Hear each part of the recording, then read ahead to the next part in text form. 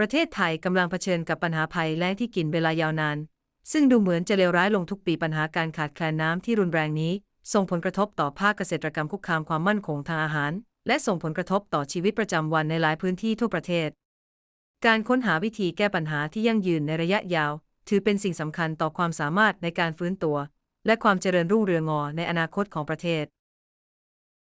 การแก้ไขปัญหาภัยแล้งต้องใช้แนวทางหลายแง่มุมการบริหารจัดการทรัพยากรน้ำที่ดีขึ้นรวมถึงการปรับปรุงอ่างเก็บน้ำและเครือข่ายการจ่ายน้ำให้เหมาะสมถือเป็นสิ่งสำคัญการใช้เทคโนโลยีสมัยใหม่เช่นการติดตามด้วยดาวเทียมและการทำฟาร์มแม่นยำสามารถสร้างความแตกต่างอย่างมีนัยสำคัญในด้านประสิทธิภาพการใช้น้ำการส่งเสริมแนวทางการประหยัดน้ำและการส่งเสริมความคิดริเริ่มที่นำโดยชุมชนยังช่วยสร้างความยืดหยุ่นในท้องถิ่นที่สำคัญอีกด้วยการผสมผสานโครงสร้างพื้นฐานเทคโนโลยีและการดำเนินการของชุมชนจะช่วยให้ประเทศไทยสามารถบรรเทาผลกระทบจากภัยแล้งในอนาคตได้ดีขึ้น